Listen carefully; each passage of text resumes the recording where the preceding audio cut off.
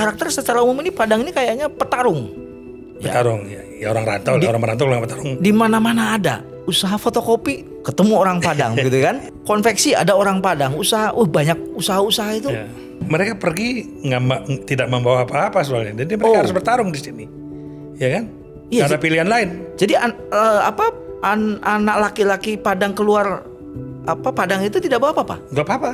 Banyak malah yang dianggap merantau Cino istilahnya. Merantau Cino itu merantau kayak orang Cina yang gak balik lagi ke kampung.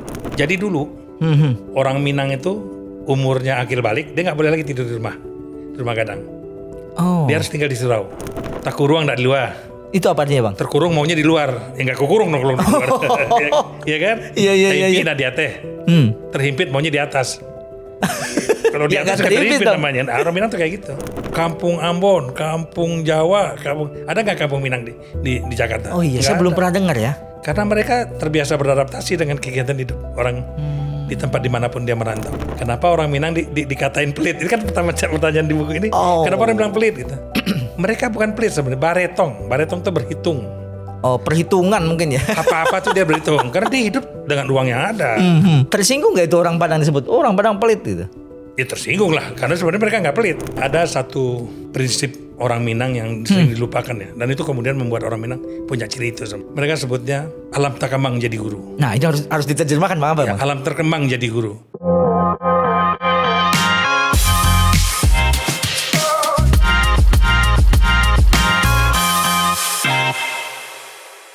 Assalamualaikum warahmatullahi wabarakatuh, sahabat Jagasa. Kembali lagi kita berjumpa di podcast Jagasa. Kali ini edisi spesial khusus bagi masyarakat suku Minang. Kita akan berdiskusi bagaimana ada putra Minang yang memiliki kecintaan terhadap daerah asalnya.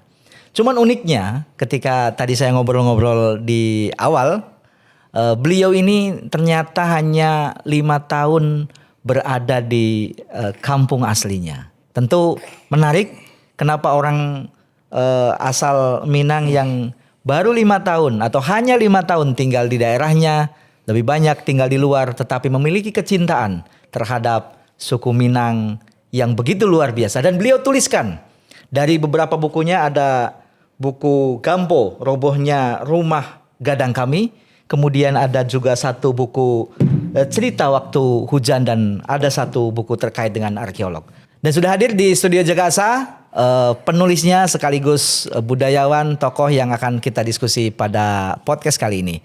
Selamat datang Bang Andre Donas. Selamat datang juga Mas Asep. Ya, terima kasih sudah hadir di Jagasa. Saya juga terima kasih telah diundang. Menarik, saya membaca ada 3 buku yang abang buat, begitu ya. Ada satu soal Gampo, Robohnya Rumah Gadang Kami, kemudian cerita waktu hujan, begitu. Tapi sebelum kita bahas buku-buku ini, apa yang melatar belakangi Bang Andre ini ada waktu untuk menulis terkait dengan 3 buku yang Bang Andre tulis? Pertama jelas karena saya pengangguran.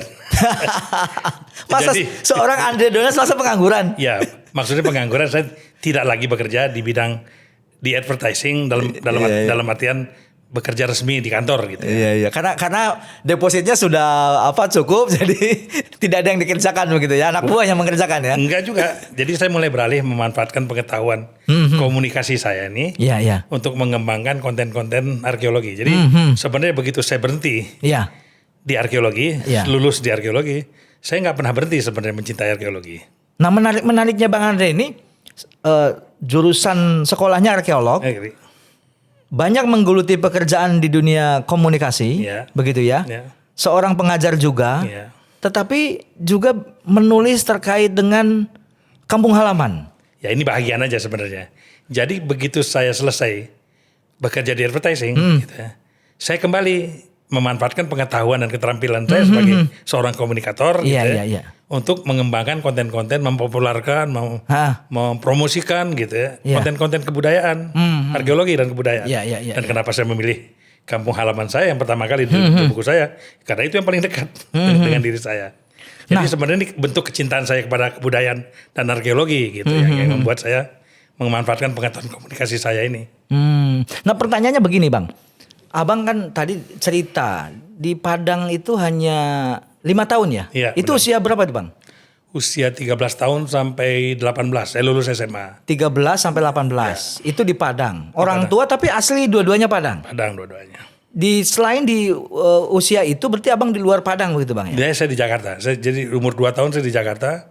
Sampai umur 13 saya pindah ke Padang. Lulus SMA 18 saya kembali ke Jakarta. Karena kebetulan saya diterima kuliah di Arkeologi UI. Apa yang melatar belakangi Abang nulis meskipun ini ya cerita fiksi begitu ya? Benar. Abang menggambarkan soal kampung halaman ini di 2 buku ini khususnya. Baik. Latar belakangnya apa Bang? Awalnya sebenarnya dari Kampo ya.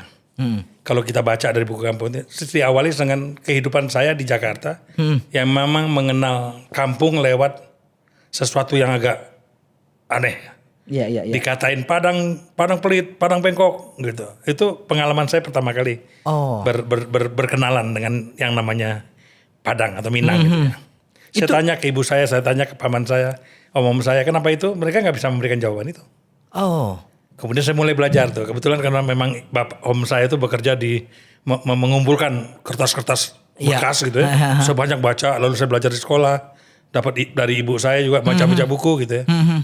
Saya punya pemahaman yang baik tentang Minang itu melalui itu sebenarnya. Jadi pemahaman ideal saya tentang Minang itu dipupuk oleh pengalaman membaca dan berbicara dengan ibu saya dan om saya masih berbahasa Minang di Jakarta. Oh, Mereka masih berbahasa Minang berarti di di Jakarta. keluarga itu dibiasakan bahasa Minang. Kami masih sebagai orang Minang di Jakarta. Berarti Abang fasih banget dong Minangnya. Bisa. Jadi sebelum saya pindah ke Padang pun saya sudah bisa berbahasa Minang. Jadi kalau dibilang saya orang yang cuma 5 tahun, enggak juga. Saya mengalami kehidupan sebagai anak Minang sejak masih di Jakarta. Nah, istilah gampo ini kan gempa ya. Gempa. Ini yang dimaksud Abang di sini gempa sungguhan atau sebagai bahasa sindiran ada Simbolik. simbol. Simbol. Gempa nilai lah gempa. Jadi gini, gempa itu memang terjadi Oh. pada tahun 2027. 2007. 2007. Dan betul. gempa itu juga meruntuhkan rumah gadang kami. Jadi kami punya rumah gadang di Sumani ya, yang roboh karena gempa. Bayangkan rumah gadang yang sebenarnya tahan gempa Iya. bisa rubuh. Karena kebetulan rumah gadang saya itu berada di atas patahan Sumani yang mengalami gempa itu. Jadi sesar Sumani itu yang menghancurkan rumah gadang kami. Tapi itu cuma simbolik. Iya. Karena sejak tahun 2027 itu saya mulai mengalami kekecewaan ketika Minang yang ideal yang ada di kepala saya selama ini mengalami perubahan gitu. Saya merasa kayaknya orang Minang ini nggak mungkin lagi melahirkan tokoh-tokoh sebesar Hatta, sebesar Tan Malaka, sebesar Syahrir, Nasir, Hamka dan lain-lain gitu ya. Dan perempuannya seperti Rusana Said, Rona Kudus gitu. Dengan kehidupan orang Minang pasca gempa ini. Iya. Itu cuma kekecewaan saya aja sebagai orang yang punya gambaran ideal tentang Minang, terus menghadapi kenyataan orang Minang yang berbeda sekarang dari yang saya kenal dulu itu aja sih.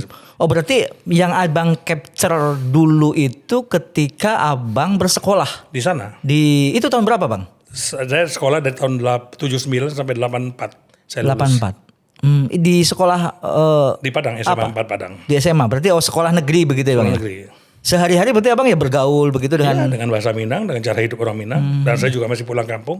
Kampung saya sebenarnya masih ada nenek saya yang mengajarkan saya adat istiadat, mengajarkan agama, mengaji dan lain-lain. Seperti orang Minang lainnya, saya mengalami hal-hal yang juga dialami oleh anak Minang lainnya. Tentu. Betul.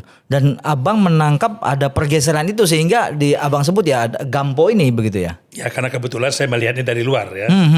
Kebetulan saya punya esai ya. Iya. Esai antropologis teman saya mau nulis tentang perubahan sosial di Sumatera Barat ini gitu ya. Tapi saya bilang kalau saya tuliskan dalam bentuk esai ini mungkin akan menjadi sangat kering gitu ya. Iya.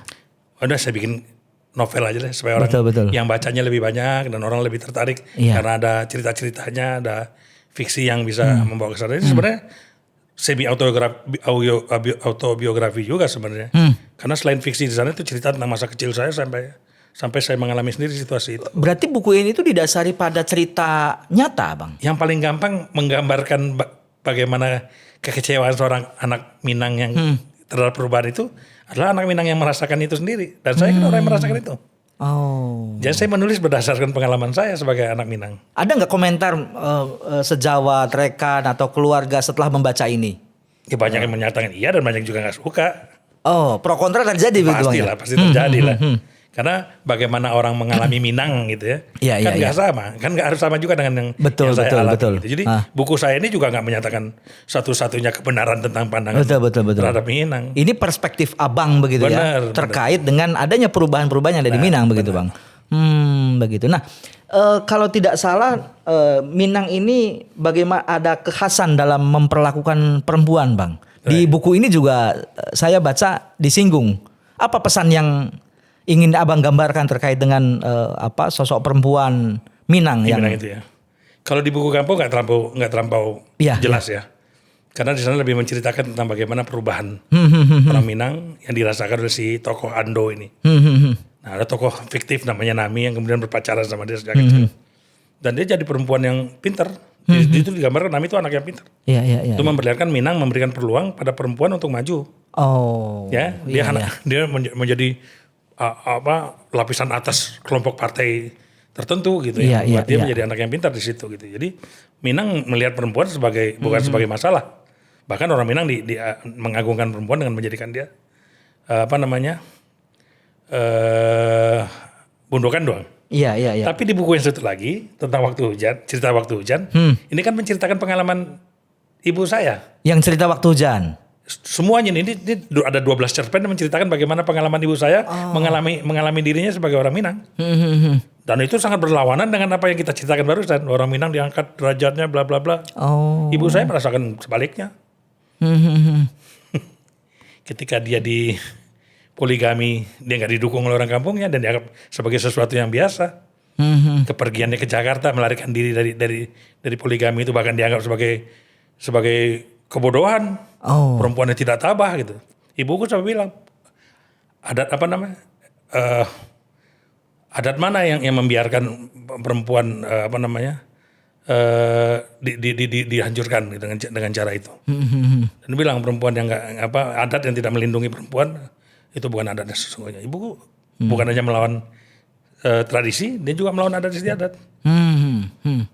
Dan waktu itu sudah banyak belum Bang yang berani, seorang sosok perempuan yang berani melawan dalam tanda kutip begitu ya? Sampai hari ini saya bilang nggak banyak perempuan Tidak banyak di Sumatera Barat yang berani melawan itu ya. Karena memang ada prinsip gitu. Kalau laki-laki disukai oleh perempuan lain itu artinya lu harus seneng gitu. Karena berarti suami lu hebat gitu. Dan perempuan mana yang mau dilakukan seperti itu? Ibu saya nggak mau. Dan memilih untuk pergi.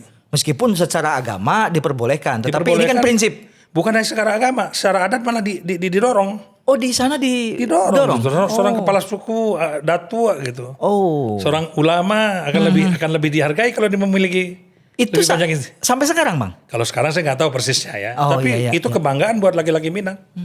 Kalau mereka memiliki lebih dari. Iya. Pernah nggak cerita ibu itu ke Abang? Apa yang melatar belakangi keberanian waktu itu yang disebut ya mungkin langka ya, berani melawan tradisi. Dia bilang negara ini aja saya lawan. Kenapa adat nggak saya lawan? Ibu saya itu ikut pemberontakan PRRI, perempuan yang membawa senjata untuk ikut berperang melawan tentara nasional. 3 tahun dan dia kehilangan adiknya. Di buku ini diceritakan bagaimana dia kehilangan adiknya karena perang dia berperang di sana. Jadi kalau negara aja nggak adil, gue lawan. Apalagi adat istiadat yang nggak membiarkan gue itu. Jadi ibu saya itu memang gambaran seorang perempuan yang rebel ya, pemberontak. Gitu. Kami teman-teman saya memanggil ibu saya itu marinir. Karena orangnya sangat tegas dan saya nggak tahu. Saya punya gambaran yang sangat ideal tentang ibu saya. Belum tentu orang lain juga punya gambaran yang sama tentang dia ya. Tapi buat saya ibu saya itu memang ideal tapi yang luar biasa. Ini buku ini untuk menghormati dia. Apa tanggapan beliau dengan Abang menulis buku-buku yang ini? Kebetulan saya agak ini. Dia minta saya tulis begitu dalam proses penulisan. Ya, yang cerita waktu hujan. Beliau meninggal dunia karena COVID. Jadi buku ini saya persembahkan atas keinginan saya, tapi dia udah tahu draftnya. Cuman dia nggak sempat membaca buku ini. Tapi buku Gampo itu dia baca. Justru karena buku Gampo ini dia menceritakan banyak hal yang tak pernah saya ketahui dan lahirlah muncul buku Oh, cerita waktu hujan. Iya. Cerita waktu hujan ya cerita-cerita ibu saya tentang pengalamannya sebagai wanita Minang. Dan mungkin apa ya, mewakili juga banyak wanita Minang yang terwakili di cerita ibunya Bang Andre. Saya nggak berani mengatakan itu. Saya cuma berani menggambarkan ibu saya wanita yang melawan. Apakah ada wanita lawan lain? Saya nggak tahu. Ibu saya wanita yang melawan. Jadi ketika dirasa ada ketidakadilan, ibu berani bersikap begitu ya. Itu yang membuat saya membanggakan ibu saya. Orang nggak pernah mau ditekan, nggak mau diam. Nah, kalau tadi peran perempuan digambarkan ya, Ibu Bang Andre itu berani bersikap begitu. Kalau tidak salah di Minang itu peran laki-laki disebut terasing begitu Bang. Dalam pengertian yang sesungguhnya sih enggak ya. Oh. Karena penguasa tetap laki-laki. Kalau kita ngomong adat Minang, yang berkuasa itu kan datuk sama mama ahli waris. Oh. Sako dan pusako. Yang berkuasa atas sako. Sako itu salua ya, mahkota. Mahkota. Datua. Yang berkuasa atas harta mama kepala waris namanya. Orang yang berurusan sama warisan. Laki-laki dua-duanya. Ibu dimuliakan dengan menyebutnya bundokan doang. Dialah pemilik harta itu. Iya. Bukan pemilik sebenarnya, kan dia juga nggak memiliki sebenarnya, tapi dia yang ditugaskan untuk mengelola, yang megang. Gitu. Iya. Nah tapi yang berkuasa memutuskan apa-apa ya si datua sama mama ahli waris ini. Jadi kalau dibilang perempuan mengambil keputusan besar, saya kok agak meragukan ya, karena sesungguhnya benar-benar berperan di Minang ya tetap datua, tetap penghulu. Kalau di tataran masyarakat biasa gimana Bang? Ya masyarakat biasa kan hidup dengan menggunakan adat itu. Kan di setiap masyarakat ada datuanya. Oh. Nggak ada di Minang tuh masyarakat yang nggak punya datua. Orang yang nggak punya datua dia malako namanya. Dia nempel sama yang punya datua. Jadi semua orang Minang tuh punya suku. Semua orang Minang tuh punya kedatuan, punya penghulu. Punya kepala. Punya raja istilahnya. Yang nggak punya raja dia menempel kepada yang punya raja. Oh, itu ada mekanismenya Bang? Ada. Tapi saya nggak tahu bahwa apakah itu masih berlangsung di kota-kota besar yang sangat plural seperti Padang. Padang kan nggak bisa dibilang hampir sama dengan daerah-daerah lain di Sumatera Barat ya. Padang itu kota. Kehidupan mereka bukan lagi matri lokal tapi udah patri lokal. Iya. Ya kan? Bukan kalau di rumah gadang tuh yang punya rumah tuh perempuan, laki-laki nggak ada tinggal di rumah gadang.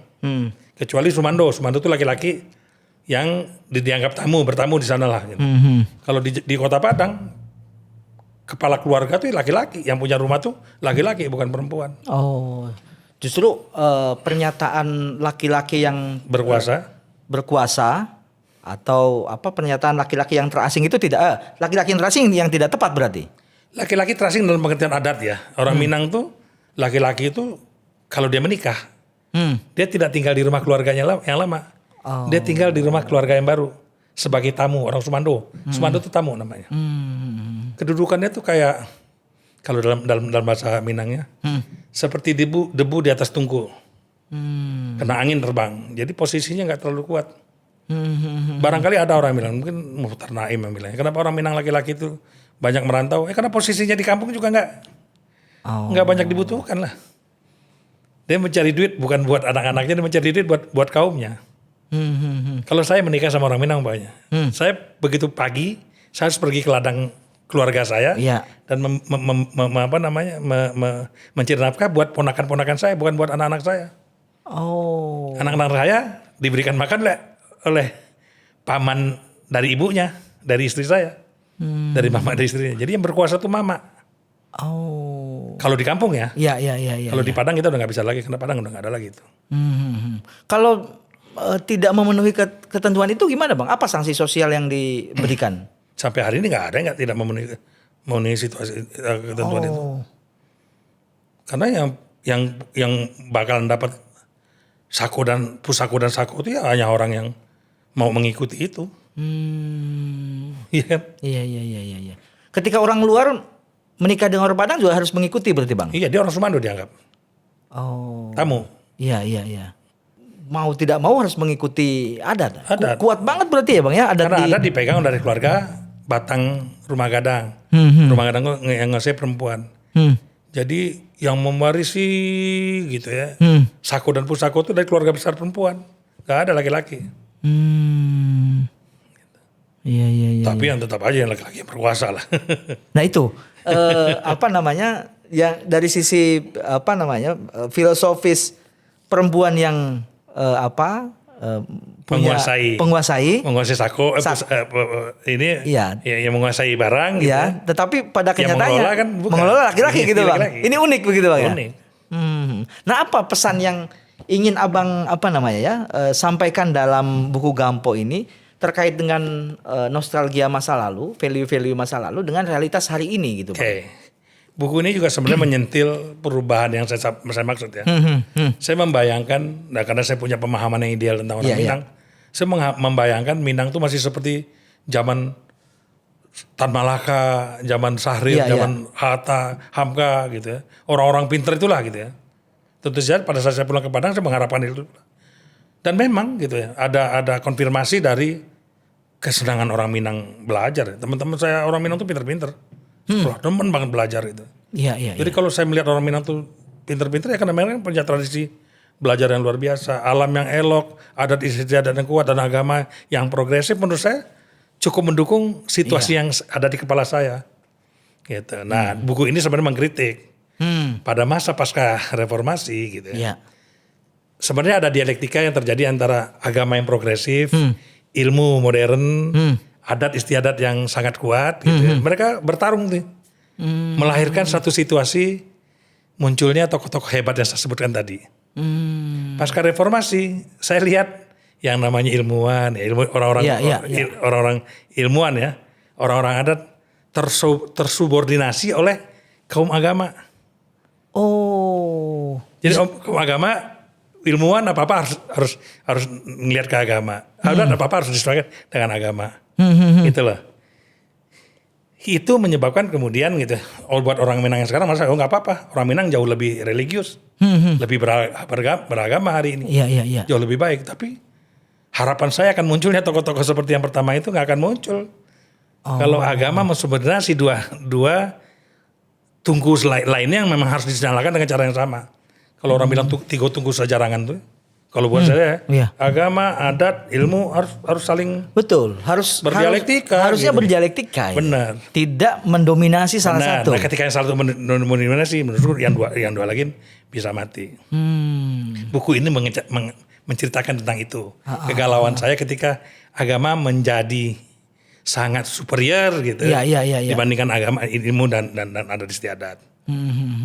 Maaf, menurut saya adat Basandi Sarak, Sandak Basandi Kitabulah itu menunjukkan sesuatu yang apa-apa harus larinya ke agama gitu.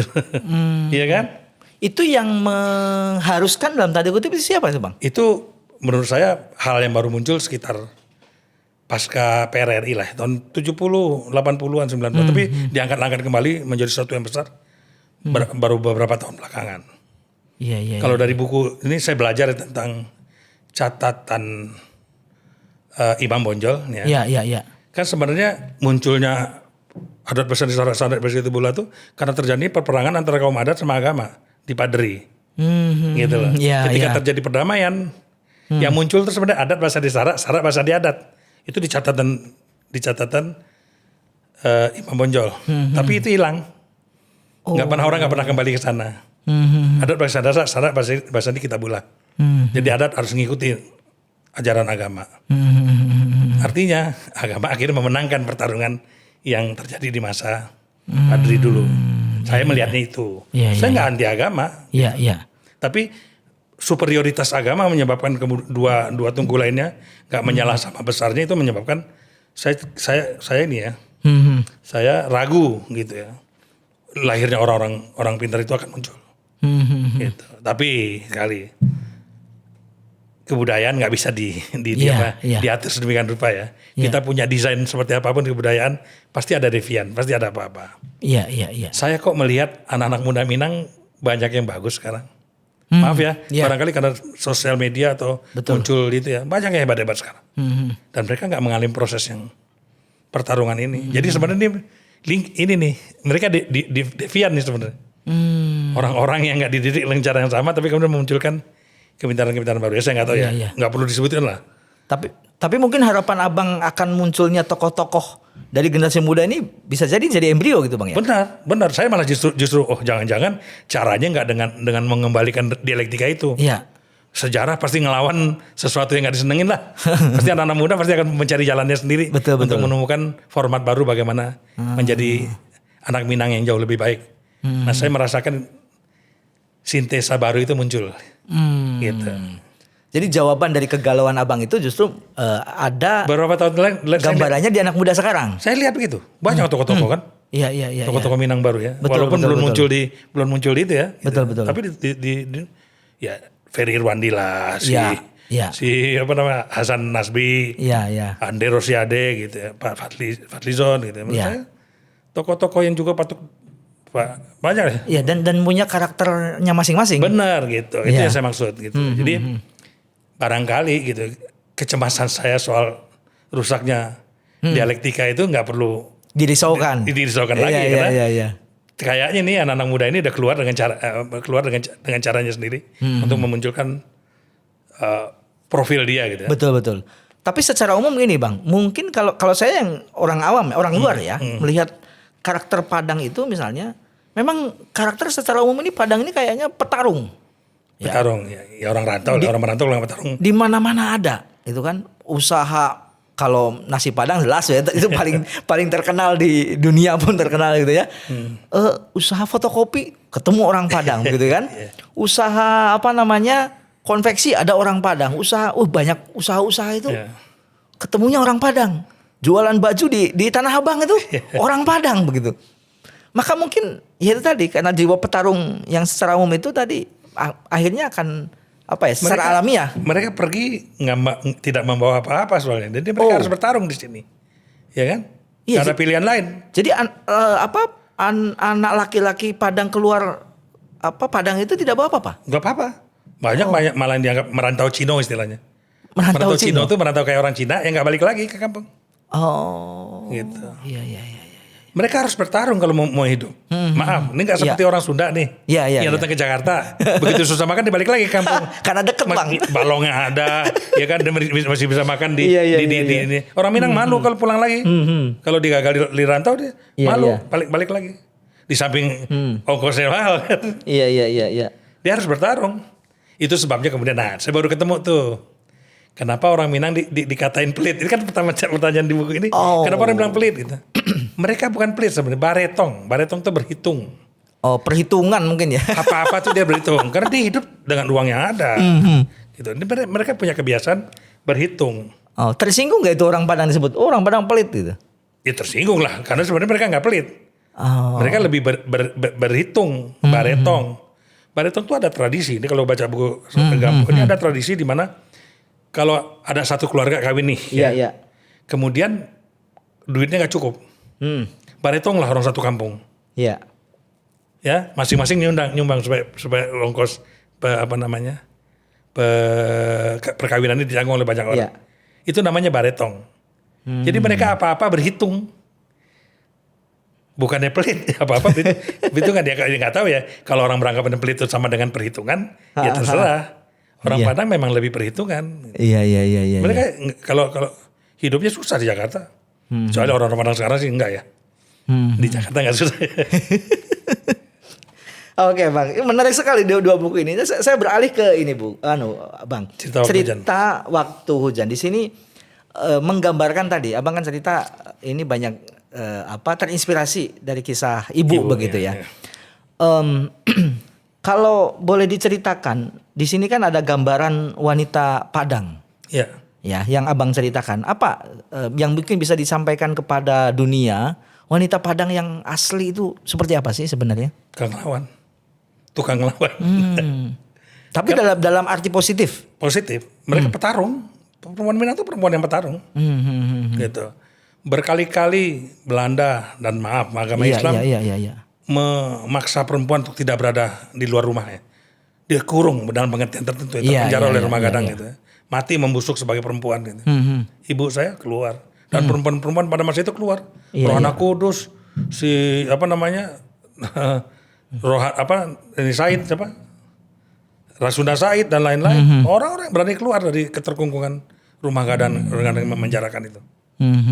Ibu saya termasuk salah satunya dan habis itu berhenti. Apalagi tokoh-tokoh pendidikan nasional kayak siapa yang pendiri Dinia Putri itu. R.A. Kartini? Bukan, Dinia Putri sekolah di Padang. Oh, di Padang.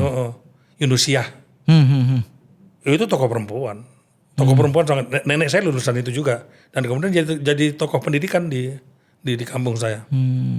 Dia mengajari keluarga-keluarga bagaimana harus hidup sebagai istri yang baik. Nah, yang seperti diajarkan di sekolah Dinia Putri itu.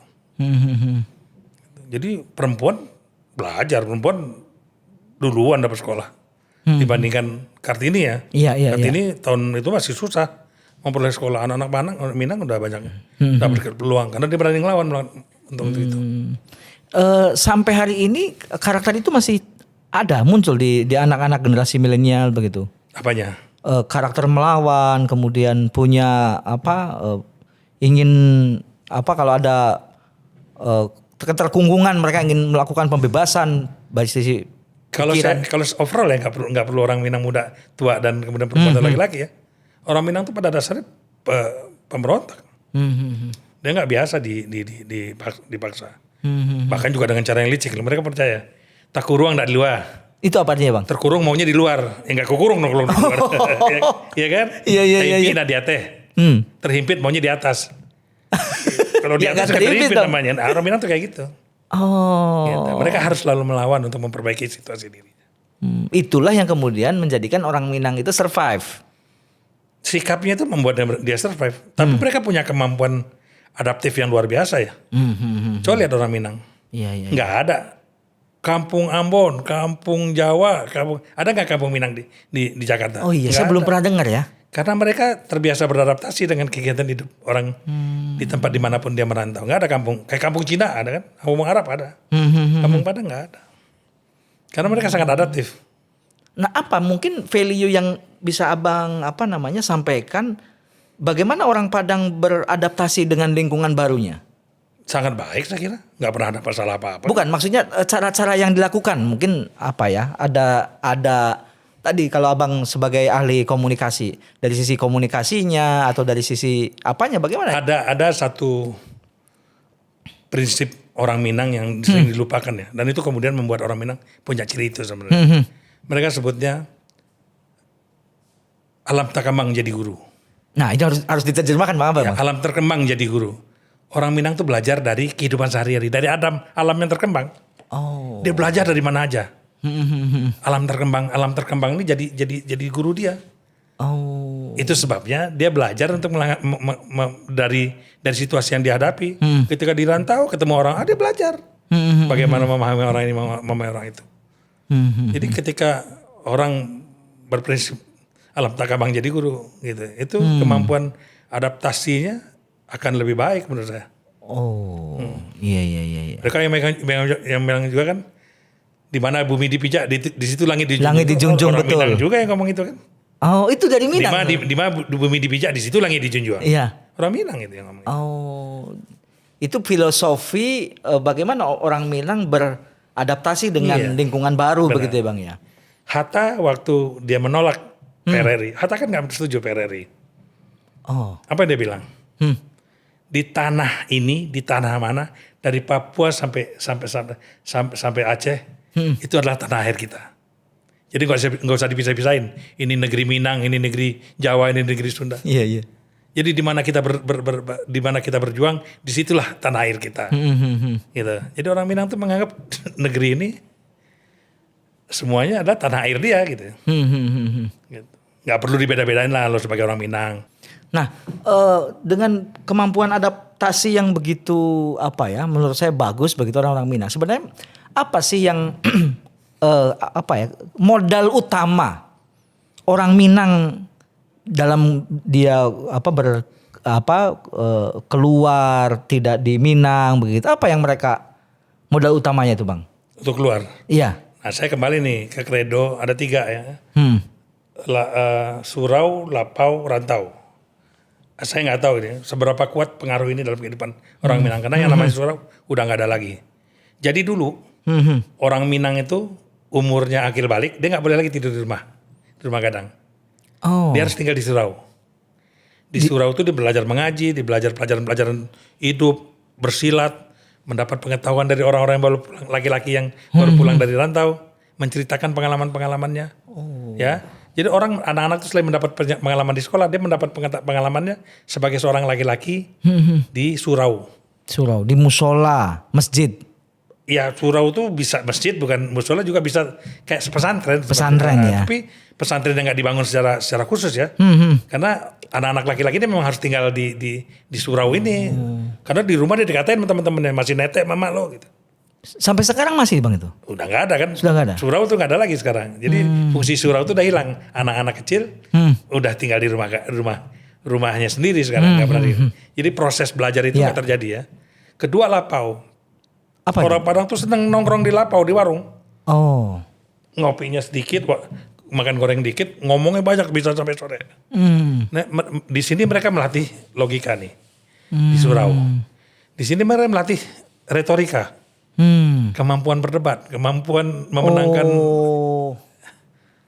ya kan? Iya. Nah, kedua ilmu ini yang dibawa mereka ke rantau.